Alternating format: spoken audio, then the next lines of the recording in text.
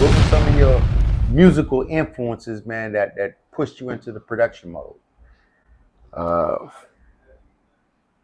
Parliament-Funkadelic, you know Of what I course, mean? of course. First and foremost, as a kid on the east side of Long Beach, you couldn't go to a relative's house without seeing that Funkadelic record. You know what I mean? The Funkadelic record was the record, even though it was in '77, but I remember in '82, the summer of '82, being right here in east side of Long Beach, every relative's house had that record, as well as a Dramatics record, you know, some other records, and OJ's and Cameo, but that record stood out. And when it was played, that Sir Nose record, I think to me is what really captivated me and kind of fucked my head up as a, really 9-year-old, because Pops was, smoking, some other things than weed.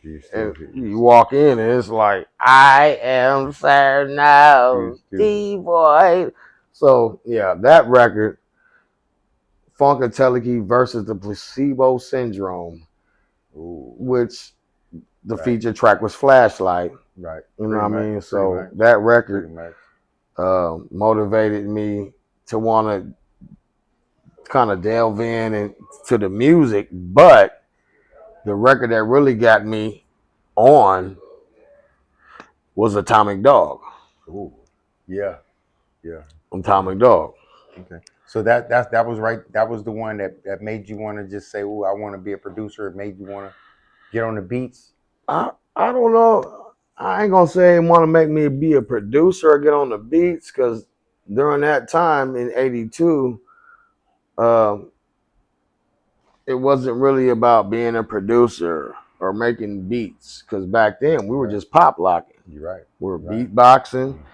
If you had the Casio, what was that? The Casio S10, if I'm correct. Either that one or the realistic. The realistic version we had a realistic, with the yellow pads. Had a realistic, yeah. Right, with the yellow pads, and then you can. But that was before then. You know what I mean? So after Atomic Dog came out, that's when it was accessible to be able to make beats and the hip hop, the Casio, when you had the with the yellow pads and the stock drums and the stock had the bark. Oh yeah. So being from Long Beach, that was the dog sound.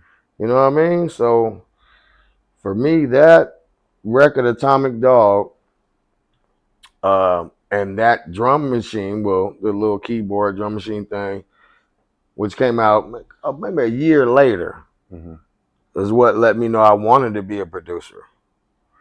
Because only people I knew that was doing production and doing real records at the time was my uncle, Donnie Sterling, from Kiddo. And seeing him do records back then, from Long Beach, it kind of motivated me. Like, man, Long Beach, we got our own thing. We always, feel me? Always have. And then later kind of find out that my uncle was a part of Parliament-Funkadelic. And George Clinton actually, signed him as a producer-songwriter. That's great.